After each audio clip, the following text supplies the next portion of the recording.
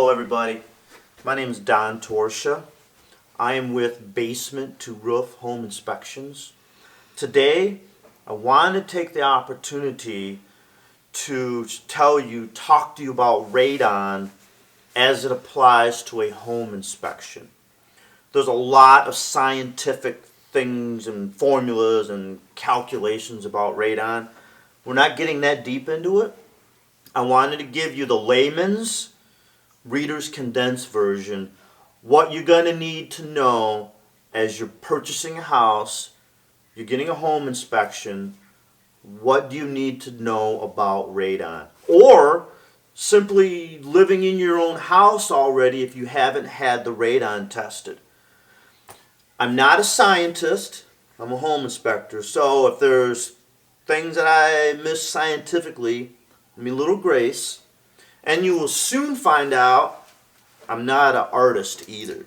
So, part of my stick man here. But what I want to do is just give you something easy, cooked down, that you can grab a hold of as a homeowner, prospective home purchase as it relates to radon. Okay? So we're going to take our house.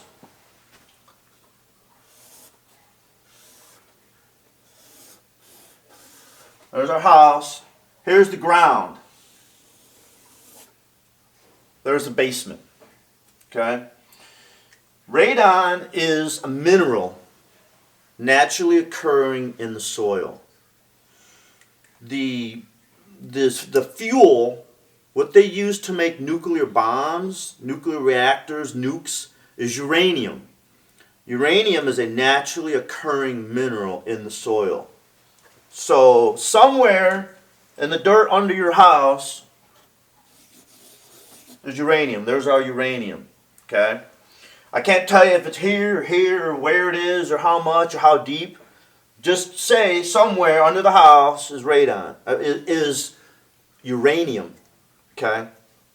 So what happens is uranium, when it breaks down, when it decays, it gives off, and there's a couple different stages, but eventually the decay turns into radon. There's radium, there's a couple different steps of the decay process for the uranium, but again, we're not getting that technical. Somehow the uranium turns into radon, and it's part of the decay process. And then the actual radon keeps decaying more, and there's other steps after radon, like plutonium.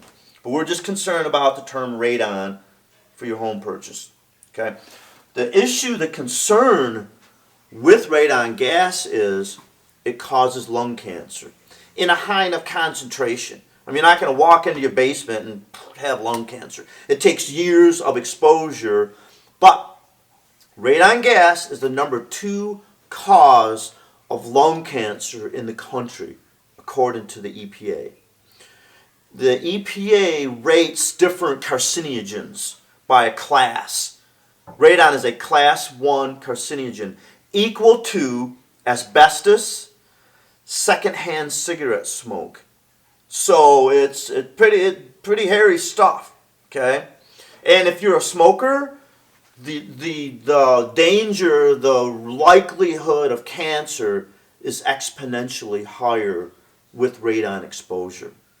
Okay, so the challenge, what makes it so volatile, such a problem, is that you see the periodic table of elements, right? It's a big table with all different lines in it like this, and there's different minerals like calcium or copper or magnesium. All the different elements that are in the soil have given a number. And that's, again, back to the science thing, but somehow the protons, neutrons, nucleus, all that scientific stuff. Radon is number 222. It has 136 protons, 86 neutrons. So what happens is this. Inside of that radon nucleus, the cell, the nucleus of the radon, you have 136 and 86 doing this. What happens is it's unstable and it throws off a proton or a neutron. And again, I'm not getting into alpha, beta, gamma, different kinds of rays. But what happens is this. There's energy in the nucleus of the radon as it's breaking down. When it does is there's circulating, and what happens, it throws off that, I think it's a gamma ray. Okay, and what happens is this. You breathe that in, you breathe in the air in your basement with radon in it. So you're breathing in the air is in your lungs. When that throws off that proton, neutron, it damages the DNA in your cells, in your lungs, and it causes lung cancer. And there's millions of pages of info on the internet about radon. Okay, so you can look deeper than what I'm giving you. Okay, so there's the source. We talked about the source is the uranium. Talked about the concern of the radon exposure is lung cancer. Okay, so now let's do this. So here's your uranium coming up out of the soil. There are different factors that play into the amount of radon in your soil. The soil composition. Like clay is a different soil composition to like gravel or sand.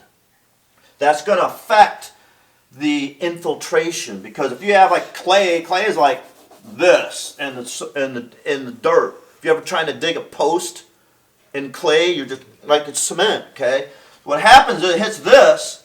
What it'll do is it affects the infiltration. It could come up and go around, or sand is way easier. If there's a heavy rain, that saturated ground will affect, because the radon's not going to come up through here. It's going to hit that layer of saturated ground and affect the infiltration into your house. Also, the barometric pressure.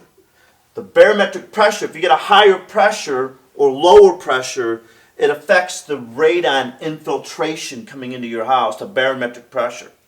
Also, wind will affect the infiltration rate into your house. Because if you have a high wind, hits the house, comes over like this side, the leeward side, is pulling pressure. The wind is creating pressure on your house. This is a higher pressure. It encourages the radon to come up into your house. So there's different factors that determine how much, and the radon is getting into the house in like cracks in your basement floor, or the joint between the basement floor and the foundation. Or your sump crock. If you have a sump pump, that sump crock, the radon will get in, because what's happened when you have a sump pump, you have the sump crock here. There's a line, there's a drain tile, there's a line going all the way around your house and coming back in here, putting the water into your sump crock. So what happens is when you have that drain around your house, radon hits that, it'll come into that, end up in the sump crock. Okay, so there's a lot of different factors that affect the infiltration and it affect the amount that's getting in your house. Now also, let's say if you have a window open right here, it's early June, and you're thinking, oh, finally spring is here and warm, and you open the window. What happens is this: there's negative air pressure in the top of your house. It's going to help, it's going to make a difference into pulling the radon up. Or if you have your chimney, let's say you have your chimney going right here and it's winter and the chimney's going, that chimney is pulling negative air pressure, and it's encouraging the infiltration come into your basement. So what happens is when we test radon, we do it for a 48 minimum. You can do it, you can have one as long as you want. But it's a minimum of 48 hours, because what happens, it takes all those different things into account. If the barometric pressure changes, if the wind changes, if it rains, all these different factors. So when we do a radon test, we take an average of 48 hours, minimum 48 hours. The longer the better, but for a real estate transaction, the minimum amount of time that we do a radon test is 48 hours. Okay, so that gives it a time for peaks and valleys. I've seen a test that be 12, come down to 2, come up to 8 different levels of radon based on the different factors that happen. Okay, so there's the source. We talked about the danger. We talked about the different aspects of your house that affect the radon. Okay, now what I want to do is this. I want to show you how I do the testing for my business, for our business. There's 2 people in my company. How we do the radon testing. I prefer the machine, an electronic machine. What this machine is doing is it's electronically detecting electronically that pulse of the nucleus of the protons and neutrons going off, the energy that they come off. This detects that, and it takes an average over time of how often that happens. There's also, you can set out canisters that have charcoal in the canisters. There's 4 or 5 different, 6 maybe different ways of testing the radon. I prefer the machine because it's instant results. We'll set it up ahead of time, hook the machine up to my laptop, boom, you can have the results right away. Where if you do the canisters, if you do different methods, you have to send it to the lab, and it takes a day or 2, depending on where it's at and what time you get it to them, to get your results. So I like the instant results of the machine, and my opinion is the machine's more accurate. That's why I like to use the machine. Okay, so let's now talk about, okay, we have radon, we found high radon. What do we do? The EPA has the boundary, the limit that they allow for indoor air radon of 4. Canada, I believe Canada is 5, but for America we set a 4. So let's say that you're having a home inspection, your home inspector comes back with results, and let's say it's 6. What do we do now? Okay, what's going to happen is this. Let's go back to our beautiful rendition of our sump crock. Okay, this is our sump crock with the water in our sump crock, but it's here in the basement. Okay, here's your sump crock. And we talked about there's a drain tile, just like that round black corrugated plastic stuff that you see sometimes on a gutter of a house, or these people put it on little trees to protect the trees. That comes out of the sump around the house, makes a circle around the house back into the sump. Okay, so what they do is this. Typically, if you have a sump pump, they're going to take and they're going to put a plexiglass cover that seals the top of your sump pump. It's right here. They're going to seal up your sump crock. They're going to take a line like a PVC. If you ever see, it's common if you'll see like Oakland Township, Rochester Hills, Rochester, there's different areas or Lake Orion, Oxford, that the radon is more common. And you'll see, if you ever notice, people have a white pipe coming up the side of their house. That's a radon mitigation system. So what's going to happen is they're going to seal up the sump. When they seal up the sump, they're going to take that PVC, like a 4-inch round PVC pipe.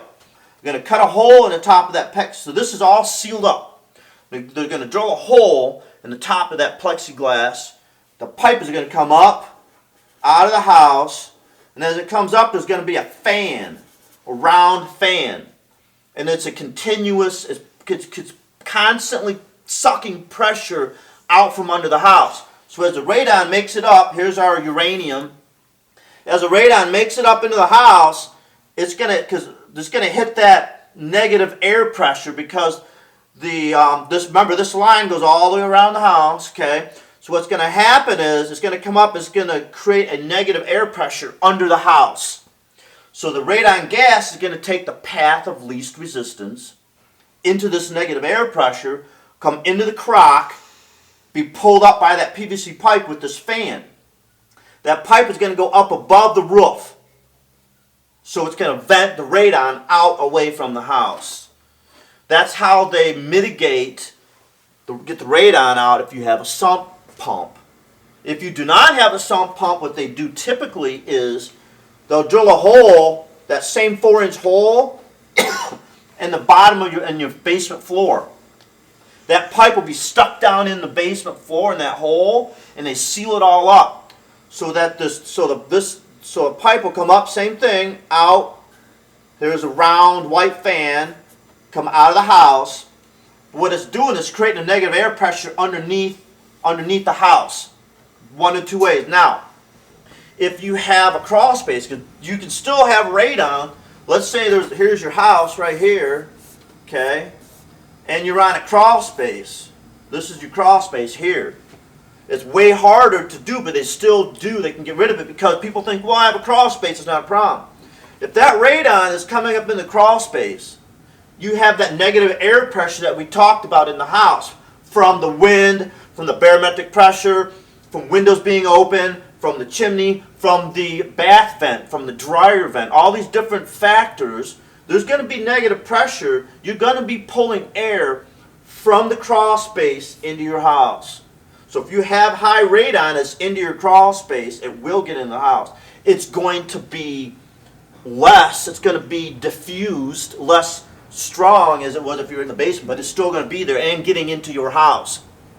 What they do then is they'll cover the floor, the bottom of your crawl space with plastic. And they'll run a line, a pipe. That pipe will come here and there'll be little pipes coming underneath that plastic to pull that same gas up from under the crawl space of the house. My name is Don Torchia. I thank you very much for taking the time to watch my video. If you have any questions, if I can help in any way, if I can test your house, if I can do your home inspection, please call. Thank you very much.